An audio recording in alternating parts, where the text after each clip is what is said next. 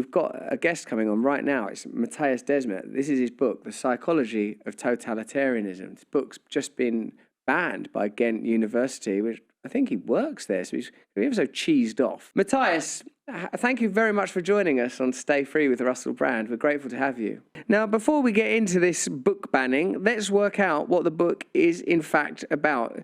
Can you tell us, first of all, what is meant by the phrase mass formation? Give us a few examples of how mass formation could be understood in the last century under old forms of totalitarianism, Stalinism, fascism, etc., and how totalitarianism has altered in accordance with the rise of cybernetics, AI, and new ways of corralling and managing data.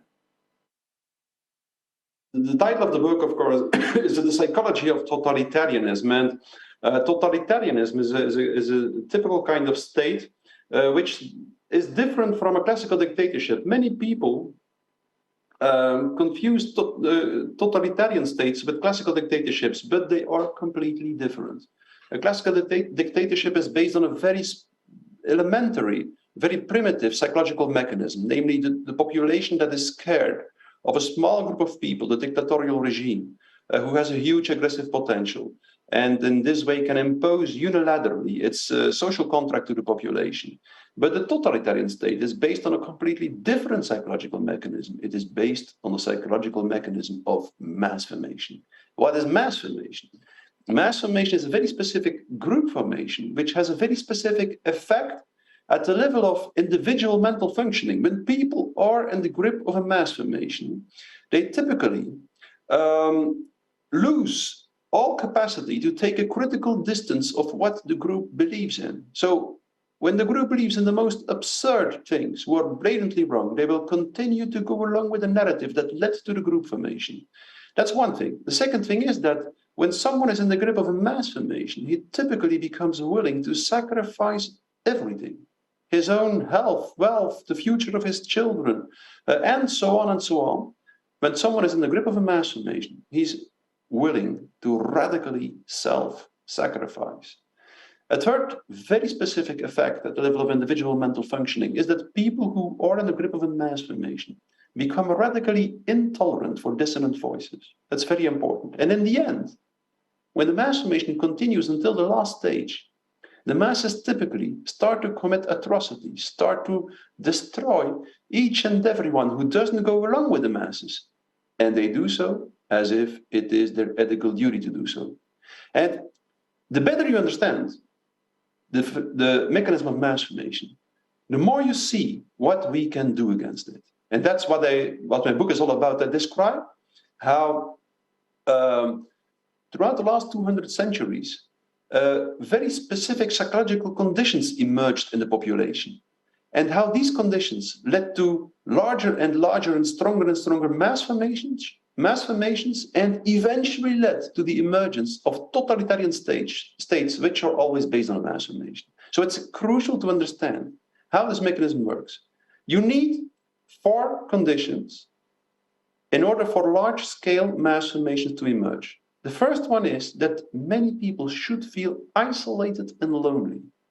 And just before the corona crisis, many people felt isolated and lonely. Theresa May appointed the Minister of Loneliness about 10 or 12 years ago, I think. And the US Surgeon General in the United States claimed that there was a loneliness epidemic. A lot of people felt lonely.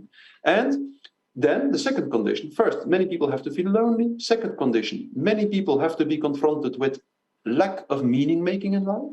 Third, very important, many people have to feel so-called free-floating anxiety, frustration, and aggression. That means anxiety, frustration, and aggression that cannot be coupled to a mental representation. That means people feel anxious, frustrated, and aggressive without knowing what they feel anxious, frustrated, and aggressive for. And when these conditions are met, something very specific might happen in a society. Free-floating anxiety is extremely aversive because when you don't know what you feel anxious for, you cannot control your anxiety. And in these conditions, something very specific might happen. If if under these conditions, a narrative is distributed through the mass media, indicating an object of anxiety and a strategy to deal with that object of anxiety, then all this free-floating anxiety might suddenly couple to this object of anxiety. And there might be a huge willingness in the population to participate in the strategy to deal with the object of anxiety, even when the strategy is utterly absurd. So the object of anxiety, for instance, in the corona crisis was the coronavirus, the strategy was the lockdowns, the vaccination campaigns, and so on. But exactly the same things happened in the past. Like in the Soviet Union, we had the aristocracy that was the object of anxiety, and the gulags that were a way to deal with it. We had the Jews in Nazi Germany. We had the witches in the 17th, 16th century. We had the Muslims during the Crusades, and so on. Every large-scale mass formation starts in the same way. The free-floating anxiety is all coupled to an object of anxiety, and then someone proposes a strategy to deal with that object of anxiety. And there is a huge willingness in the population to participate in this strategy. The psychological advantage, of course, is that from then on, people have the feeling that they can control their anxiety and that they have an object at which they can direct all their frustration and aggression, which gives a huge satisfaction. And then in a second step, something even more important happens, something extremely important.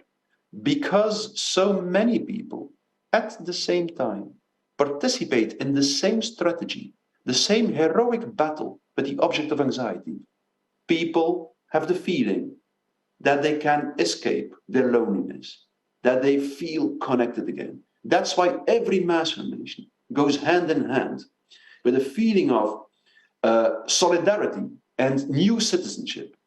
And that's as the loneliness and the disconnection was the root cause at the psychological level of the mass formation. It seems to people as if the mass formation cures them, takes away their loneliness.